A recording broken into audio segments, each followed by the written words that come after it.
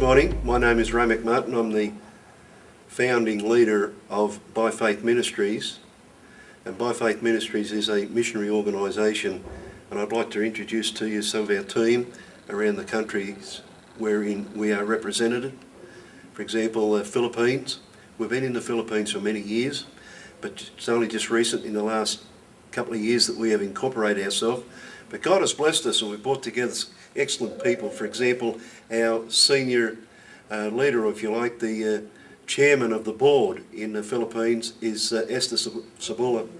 She's been in Pentecostal leadership for 35 years in Mindanao, and she's heading up the team. We've got a tremendous board, devoted people of integrity. In Manila we have Rowena. She is a leader in marketing and sales, a high-level leader in free enterprise, all the way to the palace. She has frequent meetings with the president of the country, and she looks after the Arise battered women. Rowena herself is a recovering battered woman, and she sets up our Arise Battered Women program. We have another chap by the name of Alfredo. He is the founding leader of Bravo for Justice, which is a federation of brotherhood with 1 million members, but I'll be mentioning more about that later. And again, in India, God's blessed us with good people. We have Kevin Gomez. He's our head man in India. He's had many years experience in ministry and in leadership. He's been with the Christian Broadcasting Network in India, and he's had good influence and good connections and brought together a good team. And also in India we have the same thing as we got in the Philippines. We got concepts for putting village pastors into their own business, and I'd like to talk to you a bit about that today. In the Philippines we have a situation where the Christian message has been going in there for decades, but there's still the poorest the poor in the Philippines, and God is very interested concerning the poverty of the Philippines. Philippines is approximately 90 million population, 70% unemployed, and no welfare program, which is really an impossible situation. However, there are finances in this world in the hands of the few that could rectify that situation. But rectifying the situation just by releasing the finances of this world into the situation still doesn't rectify it. Within 2.5 years, we're back into the poverty situation again. So God has given his plan, God-given ideas into the hands of men. And we'd like to share with you what we are doing in the Philippines and invite you to partner with us in it.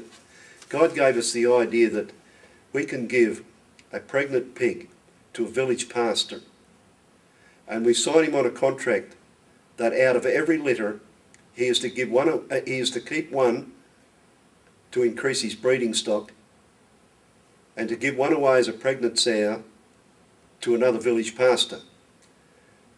The pig has 2 litters a year, probably 10 or 12 pigs to each litter, which gives him plenty of other pigs to live off. And plus, as each litter, his breeding stock is increasing and his capacity to make money improves. And so this puts the village pastor to work. He's got his own pig farm in the making, and he also helping the other village pastors by giving away one out of every litter. And so it spreads. And so for a price of $375, you can be the owner of a pig network in the Philippines. So you start off with 1 pig, but that pig, if it's managed correctly, within 5 years, out of that one $375 payment, you could have 50 village pastors within 5 years working out of their own enterprises and helping the poverty of the situation that they are in. In India we have the same situation again. The Christian message has been going into India for I don't know how long, but yet there still remains the poorest of the poor. The crisis in India as well is the unreached people. There are 500,000 villages in India without a Christian witness. Supposing I'm wrong, supposing my figures are wrong, supposing I'm out by a whopping 75%, We still have 125,000 villages in India without a Christian witness. A village in India could be anything up to 70,000 people. So huge populace without a Christian witness. We can't take the pigs network into India. Culturally and religious standards, it just doesn't work. And so God has given us a plan in India which is similar to the one we have in the Philippines. In India it is chickens. So we will set up a chicken house in a village and supply 500 day-old chickens and enough chicken food for 3 months. At the end of 3 months, there is an arrangement made for a buyer to come, take the 500 chickens, pay the village pastor. All that money then belongs to the village pastor. Out of those funds, he will then go and purchase 1,000 day-old chickens. And he will provide for those out of his own resources. And at the end of 3 months, again the same arrangement, a buyer comes, takes the 1,000 chickens and pays the village pastor. The village pastor will again buy or purchase 1,000 day-old chickens. And on ad infinitum. After 18 months of careful trade in this manner, the village pastor will be required out of his own resources to set up a chicken house in another village and start another chicken farm in another village that does not have a Christian witness. He'll also put one of his ministry families in that village and thereby start another Christian witness in that village.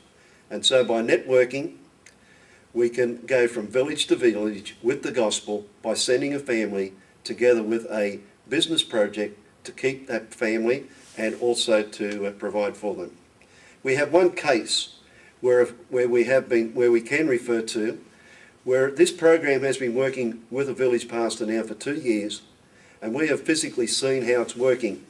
That village pastor right now, out of his chicken funds, is in the process of building his own church building. He will then build his own home. And this has elevated his credibility in the village and increased his impact with the gospel. He now has approximately half the village as members of his church. So you can partner with us in this. For $1,000, we can set up a chicken farm in your name, in your honour, and as a result of your $1,000 payment, the gospel message is going not only to another village, but will continue to go to villages, village after village. If a village pastor will work this chicken network according to the rules set out and stay with it, within less than 5 years, he will be a rupee millionaire. This is changing the whole economy of this particular village and the next village by God-given idea to set up a business that will carry the gospel. The pig farms in Mindanao, the Philippines, and also the chicken farms in India, that's taken care of the rural people in the villages. But the challenge still remains the cities. The gospel message has been going very effectively in the cities now for many decades, both in India and in the Philippines. But even though the gospel message has been going into the cities, the poorest of the poor is still there. So God has given us an answer, I believe, with the sowing centres for the cities. For example, we'll find an orphanage that's operating, or we'll set up an orphanage that's operating of 25 to 30 children with a church nearby. In some cases, the church itself will be running an orphanage of 25 to 30 people, children.